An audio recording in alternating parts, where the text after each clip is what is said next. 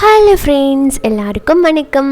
இன்றைக்கி நம்ம நிக்கீஸ் கிச்சனில் நீங்கள் இது வரைக்கும் சாப்பிடாத ஒரு புதுமையான சுவையில் டீ கடை ஸ்டைலில் ஒரு வடை வந்து நம்ம செய்ய போகிறோங்க.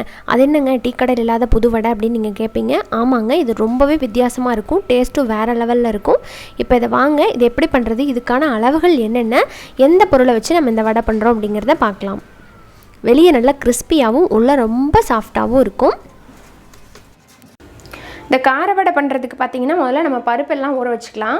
இதை வந்து நம்ம பட்டாணி பருப்பு அப்புறமா உளுந்து பருப்பு இது ரெண்டும் சேர்த்து தான் பண்ண போகிறோம். பட்டாணி பருப்பு அப்படின்னா உங்கள் எல்லாத்துக்குமே தெரியும், வடைக்காக ஸ்பெஷலாக வந்து கடைகளில் இந்த பருப்பு யூஸ் பண்ணுவாங்க. இது வந்து கடலைப்பருப்பு கிடையாது, இது வந்து பட்டாணி பருப்பு. பட்டாணி பருப்பு பார்த்திங்கன்னா கடலைப்பருப்பை விட வடைக்கு போடும்போது ரொம்ப நல்லா கிறிஸ்பியாகவும், அதே நேரத்தில் வடை வந்து ரொம்ப நேரம் கிறிஸ்பியாக இருக்கிறதுக்கு ஹெல்ப் பண்ணும். உபரியும் கொஞ்சம் அதிகமாக கிடைக்கும். அதனால கடைகள்ல எல்லாம் மசால் வடை செய்கிறதுக்கெல்லாம் இந்த பருப்பு தான் யூஸ் பண்ணுவாங்க. இப்போ வந்து நம்ம இதை வச்சு தான் இந்த வடை வந்து பண்ண போகிறோம். இதுக்கு வந்து 1 கப் மெஷரிங் கப் இருக்குது இல்லைங்களா, இது வந்து 250 மில்லி கப்பு. இதில் வந்து 1 கப் வந்து இந்த பட்டாணி பருப்பை சேர்த்துக்கலாம்.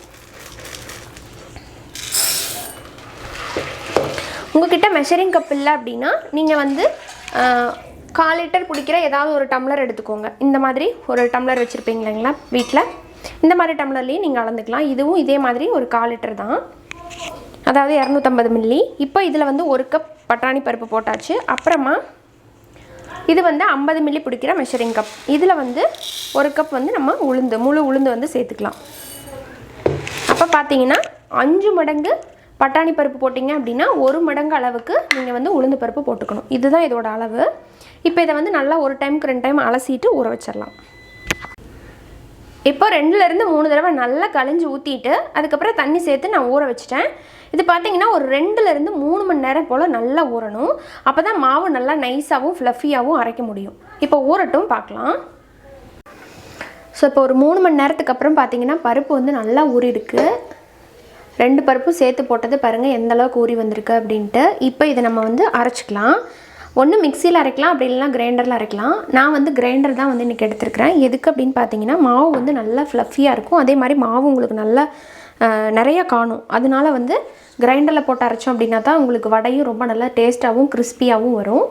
அதனால நான் இன்றைக்கி வந்து கிரைண்டரில் யூஸ் பண்ணிக்கிறேன். நீங்கள் வந்து மிக்சியில் அரைக்கிற மாதிரி இருந்தால் கூட அரைச்சிக்கலாம். இப்போ வந்து தண்ணியை நல்லா வடிச்சிட்டு சேர்த்துக்கலாம்.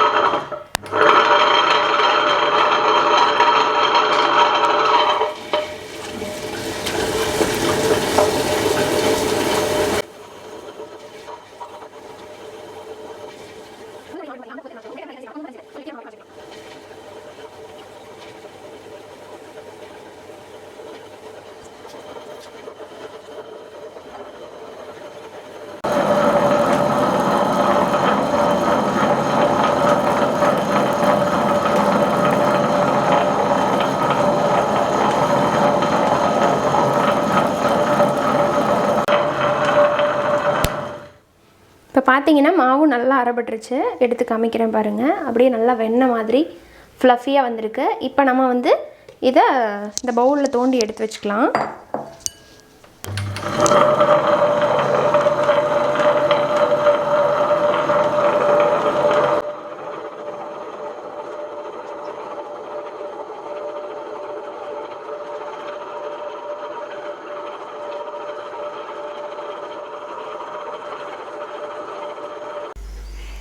இப்போ அடுத்ததாக பார்த்தீங்கன்னா நம்ம இந்த வடைக்கு தேவையான வெங்காயம், அப்புறமா பச்சை மிளகாய், மல்லித்தழை, கருவேப்பிலை, கூடவே கொஞ்சம் இஞ்சி, இது எல்லாத்தையுமே நல்லா பொடியாக வந்து நறுக்கி எடுத்துக்கிட்டேன்.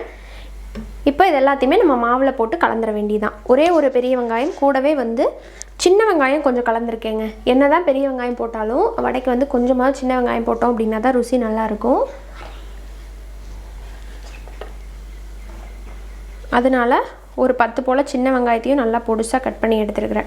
இப்போ இது எல்லாத்தையுமே நம்ம இதில் சேர்த்துக்கலாம். கூட கொஞ்சமாக இஞ்சி பாருங்கள், ஒரு வடையிலையும் 1லேருந்து 2 இஞ்சி வந்து வாய்க்கு கடிபடணும். அப்போ தான் அதுக்கு நல்ல செரிமான சக்தி கொடுக்கும். ப்ளஸ் 2வது நல்ல டேஸ்ட்டும் மணமும் நல்லாயிருக்கும். கருவேப்பிலை, கொத்தமல்லி, ஒரு 2 பச்சை மிளகா. உங்களுக்கு இதில் வேணும்னா மிளகு கூட சேர்த்துக்கிட்டு பச்சை மிளகா காரத்தை குறைச்சிக்கலாம். பட் மிளகு போட்டோம் அப்படின்னா நமக்கு அந்த உளுந்து வடை டெக்ஸ்சர் டேஸ்ட் வந்துடும். அதனால் நான் வந்து இன்றைக்கி மிளகு ஆட் பண்ணல. அப்புறமா பார்த்திங்கன்னா இதில் தேவையான அளவுக்கு உப்பு சேர்த்துக்கலாம். உப்பு, அப்புறம் எந்த வடை பண்ணீங்க அப்படின்னாலும் நீங்கள் வந்து பெருங்காயம் கம்பல்சரி சேர்த்துக்கணும். இது வந்து கட்டி பெருங்காயத்தை நான் வந்து அரைச்சி வச்சுருக்கேன். அதிலிருந்து இந்த அளவுக்கு வந்து போட்டுக்கலாம்.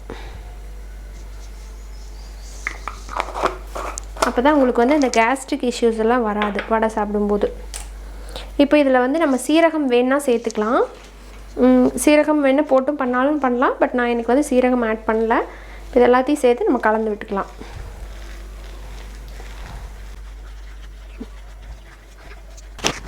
அப்புறம் இந்த மாதிரி வந்து நல்லா மிக்ஸ் பண்ணதுக்கப்புறமா இதில் ஒரு 2 டேபிள் ஸ்பூன் அளவுக்கு அரிசி மாவு சேர்த்துக்கோங்க. இன்னும் கொஞ்சம் நல்லா கிறிஸ்பியாகவும், கொஞ்சம் மாவு வந்து தண்ணி கலந்த மாதிரி இருக்குது இல்லைங்களா, அதனால் இதை போட்டோம் அப்படின்னா கன்சிஸ்டன்சி அட்ஜஸ்ட் ஆகிடும்.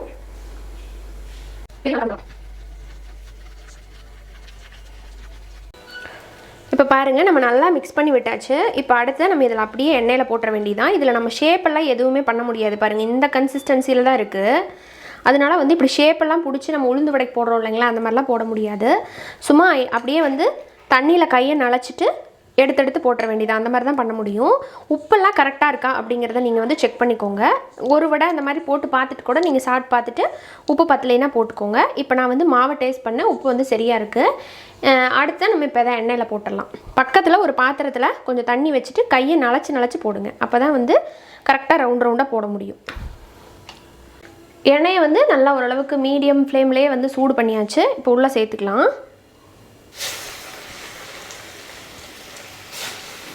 அப்படியே பார்த்திங்கன்னா இந்த மாதிரி எடுத்து ஓரளவுக்கு ரவுண்டாக போட்டுடலாம்.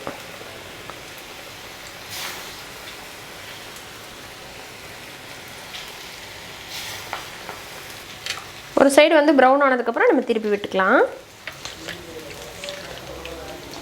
எண்ணெய் வந்து ரொம்ப லோவிலே இருக்கக்கூடாது. அப்போ எண்ணெயை வந்து குடிக்க ஆரம்பிச்சிடும். சூடு, எண்ணெயோட சூடு வந்து மீடியம் ஃப்ளேமில் ஓரளவுக்கு நல்லா பண்ணிக்கணும். இப்போ உங்களுக்கு நல்லா தெரியும், அப்படியே லைட்டாக அடிப்பக்கம் வந்து செவந்துருச்சு. திருப்பி விட்டுக்கலாம்.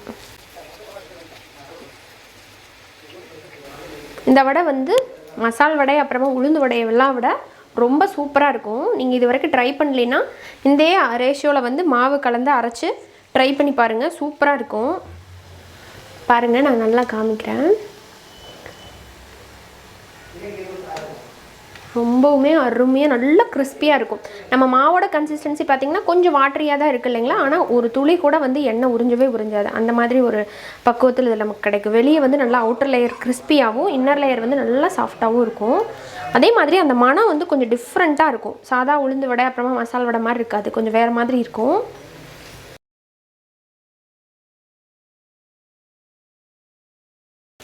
இப்போ வடை வந்து 2 பக்கமும் நல்லா பொன்னிறமாக பொரிஞ்சு சூப்பராக ரெடி ஆகிடுச்சு.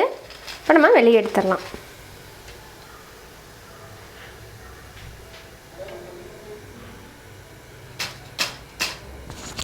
எந்த அளவுக்கு கிறிஸ்பியாக இருக்குன்னு பாருங்கள்.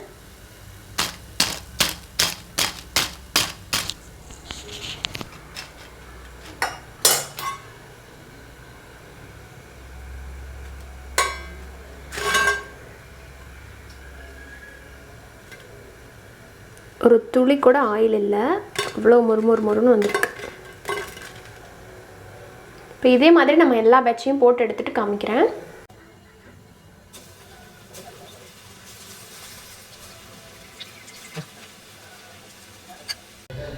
எந்த அளவுக்கு நல்லா மொறுமொறுன்னு இருக்குன்னு பார்த்தீங்கல்ல. ஆமாங்க, இது செய்கிறது ரொம்ப சுலபம். தேவையான பொருளும் ரொம்ப கம்மி தான். நீங்கள் அடுத்ததாக பார்த்தீங்கன்னா ஒரு உளுந்த வடை செய்ய போகிறீங்க அப்படின்னா அதுக்கு பொதுவாக இதே அளவுகளோட இந்த வடையை செஞ்சு பார்த்துட்டு உங்களோட ஃபீட்பேக்கை என் கூட ஷேர் பண்ண மறந்துடாதீங்க. இந்த வீடியோ உங்களுக்கு பிடிச்சிருந்தது அப்படின்னா மறக்காமல் நம்ம சேனல் கீஸ் கிச்சனை சப்ஸ்கிரைப் பண்ணிவிட்டு கூட இருக்கிற பெல் ஐக்கானை கிளிக் பண்ணுங்கள். மீண்டும் சந்திக்கலாம். நன்றி, வணக்கம்.